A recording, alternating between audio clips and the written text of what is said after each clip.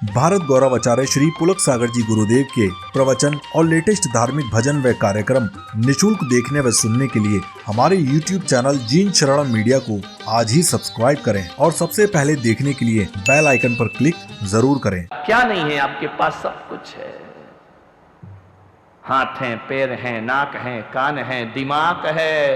ये सब कुछ देता भगवान और दिमाग नहीं देता ना तो किसी पागल खाने में पड़े होते और जिंदगी वहां पर गुजार रहे होते। सब तो दिया है तुमको। माइनस चीजें कितनी है, प्लस कितनी है? बहुत ज्यादा है ना। सुंदर हो, जैन कुल में पैदा हुए हो, अच्छे वंश में पैदा हुए हो, अच्छे गुरु मिले हैं, अच्छे भगवान मिले हैं, माता पिता मिले हैं। ऐसा तो नहीं हुए ना पैदा फुटपाथ पर किसी सड़कों में जाकर के। सब कुछ तुम्हारे पास है। ध्यान रखना, आदमी की जिंदगी मालूम है क्या है? यदि उसके जेब में 90 रुपए पड़े हैं और पड़ोसी की जेब में 10 का नोट है और यदि ट्रांसपेरेंट यदि वो उसका जेब है तो आदमी ये सोचता है वो 10 का नोट किसी भी तरह क्या हो जाए, उसके जेब से निकल के किसमें आ जाए, मेरे जेब में, ताकि पूरे कितने हो जाएं? 100 हो जाएं। थे कितने जेब में? 90 रुपए। किसके लफड़े में पड़ गए? 10 रुपए के चक्कर में। वो 10 का नोट मेरी जेब में आ जाना चाहिए। मान्यवर, आप उस 10 के नोट को लेने के फिराक में डूब गए। आप उसका नोट लेने के लिए तैयार हो गए। कैसे भी 10 का नोट ऐसा आ जाए। मैं आपसे निवेदन करता हूं, परमात्मा ने हर आदमी को 90 रुपए दे करके भेजा है, लेकिन 100 साल वो 10 रुपए में बर्बाद करता है। 10 रुपए के पीछे भागा करता। बस 10 हो जाए, ये 10 मर भी जाओ तो भी पूरे नहीं होते हैं। ध्यान रखना, मरते समय तक चिता में धू धू करके भी जल जाओगे तो भी 10 कभी पूरा होने वाला नहीं है। सब कुछ तुम्हारे पास है।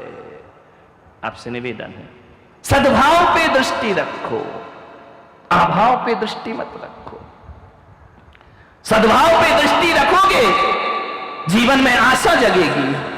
सद्भाव पे दृष्टि रखोगे उत्साह बढ़ेगा। सद्भाव में दृष्टि रखोगे जीवन जीने के लायक हो जाएगा। और अभाव में दृष्टि रखोगे हताशा होगी, निराशा होगी, डिप्रेशन होगा, तनाव होगा, जीवन जीने के लायक नहीं। आप भगवान से प्रार्थना करोगे, ऐसी जिंदगी से तो भगवान मुझे उठा ले तो ज्यादा। ध्यान रखना, केवल सोच बदल लीजिए, जीवन में सुखी। मैं आपसे एक निवेदन करता हूं, जितने लोग बैठे हैं सबको कोई ना कोई समस्या होगी ना? नहीं? बोलो ना, समस्याओं है ना? सबको समस्या है ना? और आप भगवान से जाके प्रार्थना करो मेरी समस्या हल हो जाए। मैं आपसे निवेदन करता हूं, आप कैसा जीवन चाहते हैं? जैसा आप सोचते हैं वैसा, या दुनिया में जैसा होता है वैसा? सोच का जीवन अलग होता है और जिंदगी का जीवन अलग हुआ करता है। आदमी जो सोचता है कि ये हो जाए, ये हो जाए, ये हो जाए, ऐसा हो जाए, मेरी हर इच्छा पूरी हो जाए, हर आकांक्षा पूरी हो जाए, ये उसकी सोच है। ऐसा जीवन किसी का नहीं है। चलो मैं आपसे कहता हूं, आज सूरत में निकल जाना, सुबह से शाम घूमना पूरे सूरत में, एक जिंदगी ऐसी देख के आना। एक जिंदगी बस। लाखों की पॉपुलेशन तो होगी ना? नहीं होंगे सूरत में? कितने लाख होंगे? 72 लाख। समझ में आ रहा? हर के पास जाना, अरे छोड़ो ना, मना क्यों कर रही? होगा, उसने कह दिया होगा। नहीं होगा तो हो जाएगा 2-4 साल में। कमी है क्या अपने देश में? आए दिन पैदा होते हैं। ध्यान रखना, मान्य संख्या में मत जाओ। 70 लाख हो, 50 लाख हो, 60 लाख हो, आप सबके घर में जाओ। आज सुबह से निकल जाना। एक सूत्र दे रहा हूं आपको, हर किसी की जिंदगी देखना। मैं तो लाखों करोड़ों की जिंदगी देखता हूं। 25 साल हो गए मुझे अपनी जिंदगी में। जहां जाता हूं नए नए लोग मिला करते हैं, नया नया शहर मिलता है, नए नए लोगों से परिचय होता है। मैं आपसे पूछना चाहता हूं, सुबह से शाम तक निकल जाना। बड़ी महत्वपूर्ण जानकारी दे रहा हूं कि सुबह से शाम तक घूमना, एक जिंदगी तलाशना, एक जिंदगी को देख कर आना जो परफेक्ट हो, और भगवान से कहना मुझे इसके जैसा बना दे। ध्यान ढूंढ सकते हो?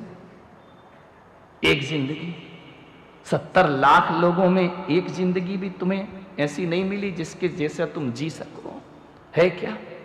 मोदी जैसा जीना चाहते हो? है? रातों की नींद हराम है भाई, चैन नहीं है उनको। बोलो रामनाथ जैसा जीना चाहते हो? बोलो, हालत खराब है।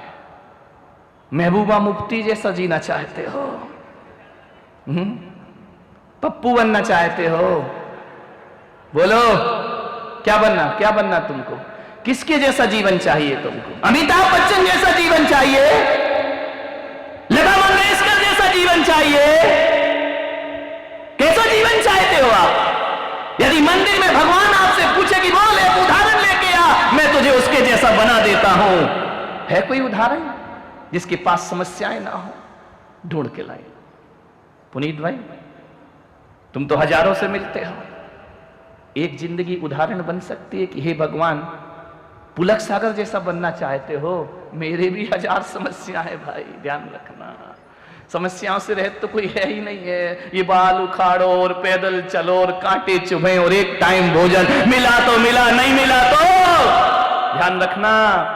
मेरी बातों को तो लोग पसंद करते हैं, लेकिन मेरी जिंदगी को पसंद नहीं किया करते हैं। यदि पसंद कर लें तो यहां भीड़ नीचे कम होती, ऊपर ज्यादा हो गई होती। ध्यान रखना। सोचो किसके जैसा जीवन चाहिए? एक उदाहरण बता दो। यदि आप भगवान से मंदिर में प्रार्थना कर रहे हैं और भगवान ने कहा कि चल भाई, तू रोज कहता है मेरी समस्याओं का निवारण करो, एक जिंदगी ऐसी ला कि मुझे उसके जैसा बन। राम जैसा बनना है क्या? बोलो, घर से निकलवाऊं तुम्हारे बाप से? बोलो बोलो, चाहिए क्या? कृष्ण जैसा चाहिए क्या? जेल में पैदा करवाऊं, जंगल से विदा करवाऊं? किसके जैसा जीवन? बुद्ध जैसा जीवन चाहिए? किसके? पारसनाथ बनना है? नहीं, कमठ की व्यवस्था करूं फिर मैं? बनना है क्या? कैसी जिंदगी चाहते हो? पूछना कभी अपने आप से। एक एग्जाम्पल लेकर आइए, किसके जैसा जीवन चाहिए हमको? टाटा बिरला, रिलायंस बंधु, उनकी भी लड़ाइयां अखबारों पे आ गई हैं, ध्यान रखना। समस्याएं तो वहां भी खड़ी हैं। निर्मल जी, कैसा जीवन चाहिए? दीवान जैसा? नहीं चाहिए ना। किसके जैसा जीवन चाहते? कभी अपने आप से पूछो तो। हर कोई कहता भगवान मुझे दुख है, भगवान मुझे समस्या है, भगवान मुझे पीड़ा है। चलो, भगवान ने कहा मैं पीड़ा हरता हूं, एक एग्जाम्पल लेकर आओ कि भगवान मुझे इसके जैसा बना दो। है कोई? नहीं है ना। एक कौवा बैठा था पेड़ की शाख पर, 2 आंसू गिरे टप टप उसके नीचे। एक साधु बैठा था, उसके माथे पर कौवे के आंसू गिरे। उसने ऊपर देखा, उसने कहा हे कागराज, क्या समस्या है तुमको? क्यों रो रहे हो? कौवे ने कहा कि संत जी आप बहुत पहुंचे हुए हैं। संत ने कहा हर संत पहुंचा हुआ है, भटका हुआ तो संसारी हुआ करता है, हम तो पहुंचे हुए हैं। एक आदमी ने पूछा, एक संत ने पूछा, क्यों भैया? एक संत से किसी ने पूछा कि संत जी कैसी चल रही है? अरे बोले बड़ी मजे की चल रही है। बोले संत जी कैसी कट रही है? बोले बड़े मजे से कट रही है। जैसा राम चलाते हैं वैसा मैं चल जाता हूं, मेरी जिंदगी कटती, मैं तो राम के भरोसे जी रहा हूं। जैसा राम कहते हैं वैसी हमारी जिंदगी कट जाती। संत ने उससे पूछा, ओ भैया तेरी कैसी चल रही है? बोले हम क्या बताएं संत जी। बोले क्यों? बोले आप तो जैसा राम कहते हैं वैसी जिंदगी चलती है, हमारे यहां तो जैसा सीता कहती है वैसी जिंदगी चलती है। करे क्या हम? ध्यान रखना। मान्यवर, कवि ने संत से कहा कि संत जी आप मेरे दुख दूर कर सकते हो? संत ने कहा कौवे तुझे किस बात का दुख है? बोले दुख इस बात का है कि एक तो ये मेरा काला शरीर, कोई मुझे पसंद नहीं करता। जिस घर में काव काव काव काव करो, सुबह वाली वहीं से कंकड़ पड़ता है, वहीं से भगा दिया जाता है। कौआ आया भगाओ। मेरी इज्जत केवल 10 दिन होती है श्राद्ध पक्ष में, दुनिया भर का खिलाते, ले भैया कौआ महाराज खाओ, ये खाओ वो खाओ। हिंदुओं में होती ना श्राद्ध होती है, उसमें कौए को कागौर डाली जाती है। 10 दिन के बाद मुझे कोई पूछता नहीं है, मेरे कोई नहीं देखता है। गंदगी में बैठता हूं, कचरे में बैठता हूं, जमीन में पड़ा खा लेता हूं। हे संत जी ऐसा करो, मेरा ये काला रंग हटा दो। अरे तो संत ने कहा क्या बनना चाहता है तू, उदाहरण दे। तो बोले मुझे हंस बना दो। संत ने कहा हंस बनना है? बोले हाँ। बोले एक काम कर, तू चल मेरे साथ, हंस से मिलके आते हैं। बोले ठीक है चलो। कौआ चल गया, संत जी के साथ उड़ते हुए चला गया। जैसे ही पहुंचा, हंस बैठा हुआ था सरोवर में। जाकर के कहा और हंस भाई क्या हाल है तुम्हारे? हंस ने कहा ठीक हो। कौए ने कहा हंस जी तुम्हारी तो बड़ी मस्ती होगी, बड़ा आनंद होगा।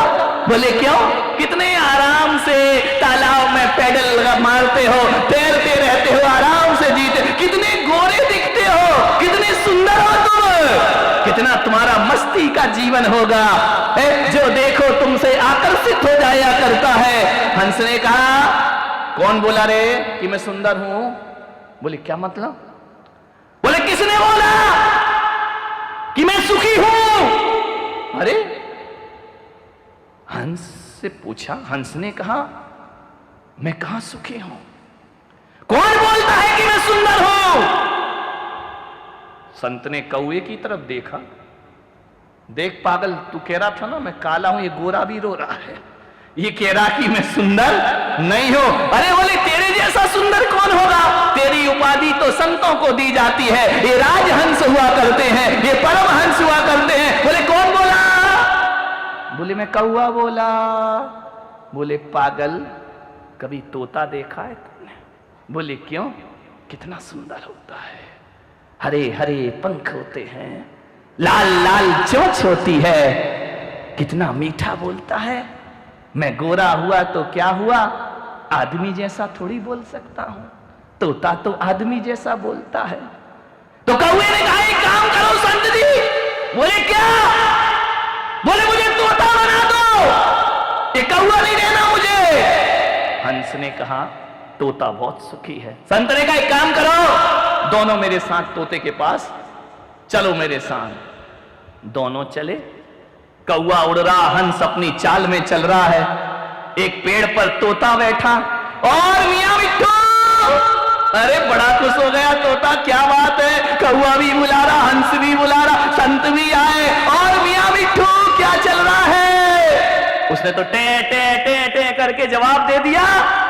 बोले आराम है। अरे बोले देखो क्या जिंदगी है मिट्ठू तुम्हारी, लोग पिंजरे में भी रख लें तो अपने हाथ से नहलाते हैं, धुलाते हैं, तुम्हें बादाम खिलाते, किशमिश खिलाते हैं, दूध रोटी खिलाते हैं, बड़े प्यार से बोलते हैं मिट्ठू मिट्ठू मिट्ठू। कितना मीठा बोलते हो तुम आदमी की आवाज बोल देते हो। तुम्हारे जैसा पुण्यात्मा, तुम्हारे जैसा सुखी इस संसार में कोई दूसरा नहीं हो सकता है।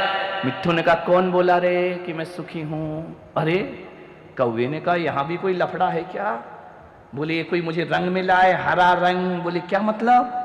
अरे बोले ये कोई रंग है क्या?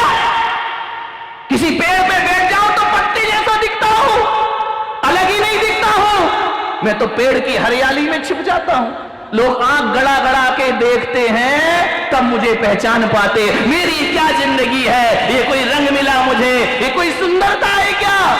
कौवे ने कहा कि मिट्ठू राम तुम तो बहुत सुंदर दिखते हो, हरे हो, काली काली कंठी लगी हुई है गले में, सुंदर सी ये चोंच देखो, लोग कहते तोते जैसी नाक होना चाहिए। अरे बोले पागल है, ये तोते जैसी नाक होना चाहिए। बोले क्यों?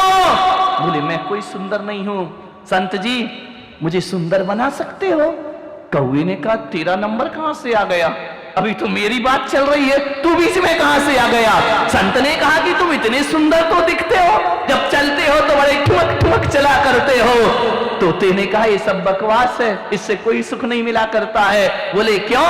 बोले सुंदर तो जगत में मोर हुआ करता है, मोर से ज्यादा सुंदर जगत में कौन होगा? संत जी हमें मोर बना दो। मोर बहुत सुखी हुआ करता है, जब बादल देखता है, घटाएं देखता है, बादल गरजता है, पंख फैलाकर ठुमक ठुमक नाचा करता है, झूम झूम के नाचा करता है। इतना सुंदर मोर पंख फैला दे, प्रकृति का सौंदर्य नजर आ जाया करता है, जिसे देखने के लिए हजारों लोग निगाहें गड़ा के रखते हैं कि मोर कब नाचेगा। और जब तुम मोर नाचते हो ना, तो ऐसे लगते हो लोगों के हृदय को झंझट कर दिया करते हो। कितना सुंदर वातावरण, कैसा सुखी है रे मोर तू। संत ने कहा चल मोर के पास, चलो मोर के पास चलते हैं। जैसे ही मोर के पास पहुंचे, मोर, मयूर, कार्तिकेय के वाहन, तुम तो बहुत सुंदर लगते हो। कितने रंग भरे प्रकृति ने तुम्हारे शरीर में, सातों रंग भर दिए तुम्हारे शरीर में। तुम तो ऐसे लगते हो जैसे पक्षियों के राजा हो। तुम्हारे सिर पर ताज रख दिया परमात्मा ने, इतने खूबसूरत पंख तुम्हारे, कितने सुखी हो तुम। मोर बोला, कौन बोला रे कि मैं सुखी हूं? अरे यहां भी लफड़ा है, यहां भी समस्या है क्या? मोर बोला किस सौंदर्य की बात करता है? ये मेरे जो सुंदर सुंदर पंख है ना, ये पंख ही मेरे दुश्मन है। बोले क्या मतलब? बोले परमात्मा ने इतना सुंदर रूप दिया है, ये रूप ही मेरा दुश्मन है। लोग मेरा शिकार करते हैं, लोग मुझे पकड़ते हैं, मेरे पंख नोच लिया करते हैं, मैं बेमौत मारा जाता हूं। हे भगवान, ये सौंदर्य वापस ले लो, ये सौंदर्य ही मेरा सबसे बड़ा शत्रु है। संत, ओ कौए भाई, तू कितना अच्छा है। मोर ने कहा तू कितना अच्छा है कौआ, कोई तुझे मारता तो नहीं है ना, कोई तेरा शिकार तो नहीं करता ना, कोई तेरे पंख तो नहीं नोचता ना, तू बहुत अच्छा है कौआ, काश मुझे तेरी जैसी जिंदगी। संत ने कहा बोल कौआ, किसके जैसा बनना है? कौआ तो चुप था। उसने कहा मैं क्या करूं, मैं जिसे अच्छा बोलता हूं उसके पास ही समस्या है। मान्यवर, मोर ने कहा जा कौए, तू जैसा है वैसा ही रहे, और जो जैसा है वैसा स्वीकार कर लेता है, धरती उसके लिए स्वर्ग हो जाया करती है, आनंद हो जाया करती है, जीवन उसके लिए आनंद हो जाता है, जीवन परमानंद हो जाता है। इससे बड़ा सुख क्या होगा संसार में? भगवान ने तुमको बहुत अच्छा बनाया है, तुमसे जैसा सुंदर, तुम्हारे जैसा अच्छा व्यवहार, तुम्हारे जैसा अच्छा स्वभाव किसी का नहीं हो सकता है। ऐसा बनाया भगवान ने कि तुम्हारे अंगूठे के निशान दूसरे से नहीं मिला करते। तुम बड़े यूनिक पैदा हुए हो इस धरती पर, तुम्हारे जैसा दुनिया में कोई दूसरा नहीं हुआ करता है। लेकिन हमने हमेशा अपनी जिंदगी में अपनी किस्मत को कोसा है, अपने बुरे दिनों को कोसा है, अपने आप की कमियों को देखा है, अपने आप की पूर्णता पर ध्यान नहीं रखा है। हमारे जैसा कौन होगा इस सृष्टि में? लेकिन हम इसी में जलते हैं। वो हमसे अच्छा बोलता है, वो बड़ा संत हुआ करता है, उसके पास ज्यादा भीड़ है, वो बड़ा संत हुआ करता है, जिसके ज्यादा चेले वो उतना बड़ा संत। पागल होते हो क्या? मैं पुलक सागर कहता हूं, जिसके जीवन में जितना आनंद वो उतना बड़ा संत हुआ करता है, जितना संतोष वो उतना बड़ा संत हुआ करता है, जितनी खुशियां वो उतना बड़ा संत हुआ करता है। ध्यान रखिए, खुशियों से बड़ा कोई संतत्व है? खुशियों से बड़ा कोई संसार है? आनंद से बड़ा कोई जीवन में सुख हो सकता है क्या? नहीं हो सकता। धोर कर रख लो कितने भी हीरे मोती, मगर ये याद रखना कफन में जेब नहीं होती। ध्यान रखना, क्या मिलता है? सुख, शांति, सुकून। कब मिलेगा ये सुख? कब मिलेगी ये शांति? कब मिलेगा ये आनंद? जब हम अपनी पूर्णता पर विश्वास रखेंगे। सारी दुनिया पर विश्वास रखने वाला इंसान अपने आप पे विश्वास नहीं रखता है। उसको माता पिता पे विश्वास है, उसको पत्थर की मूर्तियों पर विश्वास है, उसको गुरुओं पर विश्वास है। ऐ इंसान नादान, तुझे विश्वास नहीं है तो अपने आप पर विश्वास नहीं, अपने आप का विश्वास जगाओ कि मुझसे ज्यादा अच्छा और मुझसे ज्यादा सुंदर। इस पे अहंकार मत करना, नहीं तो हम अहंकार जल्दी करते हैं। लेकिन परिपूर्णता, मैं परिपूर्ण हूं, मैं मनुष्य हूं, मेरे पास सोचने समझने का दिमाग है, मुझसे ज्यादा अच्छा कुछ नहीं। मोर ने कहा, ए कौवे, तू जैसा है वैसा रह, ना तू हंस बनने की कोशिश कर, ना तू तोता बनने की कोशिश कर, ना तू मोर बनने की कोशिश। इस संसार में किसी के पास पूर्णता नहीं हुआ, हर कोई अपूर्ण है। किसी के पास बोलना अच्छा आता है तो लिखना अच्छा नहीं आता है, किसी को लिखना अच्छा आता है वो अभिव्यक्ति नहीं कर सकता है। विचार करिए, किसी को देख रहना अच्छा आता है, व्यवहार अच्छा नहीं होता है, किसी का व्यवहार अच्छा होता है, सूरत अच्छी नहीं होती है। एक ना एक कमी तो संसार में सब कोई रखेगा ना। पूर्णता किसके पास है? सागर के पास जाकर के देखना, समुंदर के पास बड़ी बड़ी लहरें होती हैं, रत्नाकर है, रत्न अपने में समाहित करके रखता है, बहुत विशाल अथाय जल राशि, अथाय रत्नों की राशि। लेकिन वो सागर भी एक कमी को लेकर जीता है कि मैं मीठा नहीं हूं। ध्यान रखना, वो भी खारा हुआ करता है। आकाश के पास चांद है, तारे हैं, सब कुछ तो है उसके पास, लेकिन आकाश तक पहुंचने की सीढ़ियां नहीं है। वो तरसता है, आदमी क्या मेरे पास आ सकता है? एक कमी उसके पास भी है। हिमालय के पास औषधियां हैं, हिमालय के पास ठंडक है, शीतलता है, एक कमी तो उसके पास भी हुआ करती है। मान्यवर, दुनिया में ऐसा कोई नहीं है जिसके जीवन में परिपूर्ण। किसके जैसा बनोगे बताइए? आंसर मैं आपसे यही पूछना चाहता हूं। घर जाके सोचना, आपको सुखी होना है महाराज, आपको शांति से जीना है, शांति से जीना है महाराज, आनंद में जीना है, किसके जैसा? जिस दिन ये बात मन में आ गई ना, किसके जैसा कुछ नहीं मिलेगा। अपने मन से पूछो, तू किसके जैसा बनना चाहता है? उस मन को समझाओ, पागल, किसी के जैसा मत बन, तू अपने जैसा बन जा, जीवन में आनंद ही आनंद बरसेगा। किसी के जैसा क्यों बनना? मैं नहीं सोचता मैं विद्यासागर जी बन जाऊं, क्यों बन जाऊं?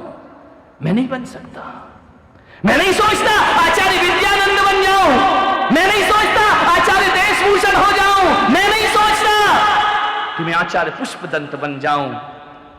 मैं लाख कोशिश कर लूं तो भी नहीं बन सकता हूं, और वो लोग भी कोशिश कर लें पुलक सागर बन जाएं तो वो भी नहीं बन सकते हैं। ध्यान रखना, जो जैसा है वो वैसा है।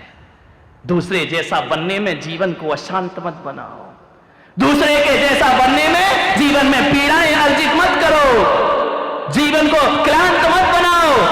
हर व्यक्ति की अपनी अपनी उपयोगिता है।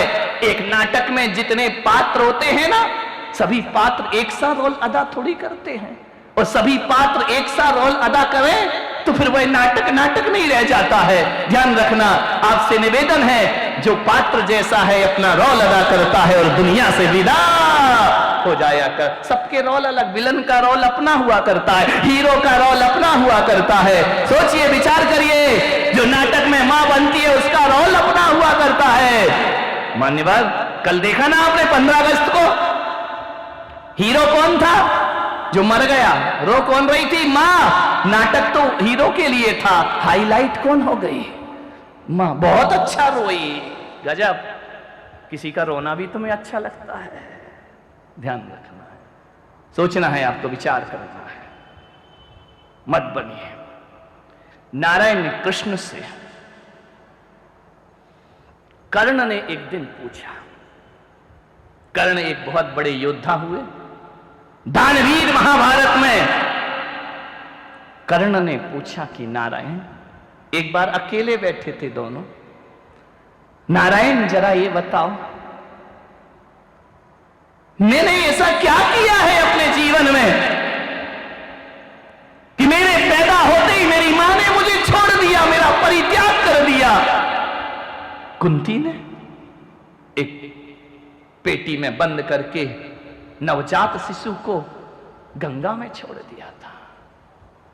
मैंने ऐसा क्या किया नारायण? मुझे अवैध बच्चे का हक मिला। मुझे कहा गया ये जायज औलाद नहीं है। मैंने अपने जीवन में ऐसा क्या किया था नारायण, जरा ये बताओ कि जब मैं बड़ा हुआ तो द्रोणाचार्य ने मुझे अपने आश्रम में नहीं रखा। उनने कहा ये शूद्र पुत्र है, इसको मैं शिक्षा नहीं देता हूं। मेरी क्या गलती है नारायण कृष्ण? मुझे ऐसा जीवन क्यों मिला? द्रौपदी ने स्वयंवर में मेरा अपमान किया कि ये राजघराने का नहीं है, ये कुलीन व्यक्ति नहीं है। उस भरी सभा में मुझे द्रौपदी ने अपमानित किया। महाराज नारायण, ऐसा जीवन क्यों मिला मुझे? इसमें मेरी क्या गलती है? गलती तो माता पिता ने की थी, भोग मैं रहा हूं। नारायण, मैं आज संतप्त हूं, आज दुखी हूं। मुझे बताओ ऐसा जीवन मुझे क्यों मिला? नारायण कृष्ण ने कहा, मुझसे पूछते हो? हां मधुसूदन, हां केशव, बताओ। मैं वीर हूं, मैं योद्धा हूं, मैं दानी हूं, सब कुछ हूं, लेकिन मेरे मन में यह बात चुभती है, मैं शूद्र पुत्र कहलाया। मेरा अपमान नीचा कुल कह करके किया गया। मेरी योग्यता पर किसी ने ध्यान नहीं दिया, मेरी प्रतिभा को किसी ने नहीं देखा। शूद्र पुत्र, बड़ी सभाओं में, विद्वानों की सभाओं में शूद्र पुत्र कह करके मुझे लज्जित किया जाता रहा। मैं इस दर्द को कैसे भूल सकता हूं नारायण? कृष्ण ने कहा कि हे कर्ण, मुझे देख, मेरा जन्म जेल में हुआ है, तेरा तो फिर भी महल में हुआ था। मुझे देख, मैं जेल में पैदा हुआ। मुझे देखो कर्ण, कि कोई और मेरा दुश्मन नहीं था, मेरा मामा मेरा दुश्मन बना, कंस मेरा दुश्मन बना। देखो कर्ण, मेरी जिंदगी देखो, मेरे जन्म लेने से पहले ही मेरी मृत्यु की व्यवस्था कर दी जाती है। अभी मैं पैदा नहीं हुआ, मारने की तैयारियां शुरू हो जाया करती हैं। मुझे देखो कर्ण, मुझे भी तुम्हारी तरह नवजात शिशु को रात को 12 बजे भागना पड़ा, मां बाप से दूर होना पड़ा मुझे। मेरा जीवन भी तो देखो कर्ण। बचपन में ही मुझे मारने के षड्यंत्र रचे, जहर भरे दुग्धपान कराए गए, पूतना भेजी गई मेरी मृत्यु के लिए। मुझे देखो, गाय चराई मैंने, कहते तो नारायण है अवतार हूं, जंगलों में गैया चराता था। गोबर उठाए मैंने, देखो कर्ण, मुझ पर प्राण घातक हमले हुए। देखो कर्ण, बचपन में मुझे गुरु नहीं मिले, न गुरुकुल मिला। तुम्हें तो फिर भी गुरु मिले, मुझे तो गुरु ही नहीं मिले। कन्हैया कौन से स्कूल में पढ़ने गए थे? कौन से गुरुकुल में अध्ययन किया था? कौन उनके गुरु बने थे? मैं गांव का गंवारिया बन करके घूमते रहा, दिन भर गाय चराते रहा, घूमते रहा, रास रचाते रहा, एक अक्षर नहीं पढ़ा मैंने, स्कूल ही नहीं मिला मुझे। तो तुम्हें तो फिर भी आश्रम मिला, तुम्हें तो परशुराम जैसे गुरु मिल गए, मुझे तो गुरु ही नहीं मिला। मुझे 16,000 रानियों से विवाह करना पड़ा। विवाह कोई कृष्ण का सुख नहीं था, वो एक राजनीतिक समझौता था। जिस राज्य को अपने में शामिल करना है, दुष्ट राजाओं को अपने अधीन करना है, उनकी कन्या से विवाह करना पड़ता था, रिश्ते बना लिए जाते थे। मुझे ये करना, मुझे गोकुल से, वृंदावन से, मथुरा से भागना पड़ा, सौरीपुर से, जरासंध के प्रकोप से। मैं कहां सौरीपुर के महल में रहता था, मुझे जाके यमुना का किनारा छोड़ना पड़ा और गुजरात में समुद्र के किनारे द्वारिका बसा करके मुझे अपनी जिंदगी गुजारना पड़ी। मुझे देखो कर्ण, मेरा जीवन देखो, महलों में पैदा हूं, जेल में पैदा हुआ, गोकुल में और जब मेरी मृत्यु होगी ना कर्ण, ना महल होंगे ना जेल होगा, जंगल में मैं मारा जाऊंगा। ध्यान रखना। बोलो कर्ण, समस्या तुम्हारी बड़ी है या समस्या मेरी बड़ी है? लेकिन उसके बाद भी कृष्ण ने कहा, मैं कभी रोता नहीं हूं, मेरे चेहरे पे शिकायत नहीं हुआ करती है, मेरे पास अभाव ही अभाव है। पग पग पर जिसका मौत पीछा कर रही हो, जिंदगी इसी का नाम है कर्ण। दुखी मत हो कर्ण, हे दानवीर कर्ण, तुम जानते हो तुम क्षत्रिय हो, लेकिन जिंदगी भर शूद्र पुत्र का तुम्हें उलाहना दिया जाएगा। जियो, जिंदगी इसी का नाम हुआ करता है। मान्यवर, पीसफुल जिंदगी किसकी होती है बताइए मुझे?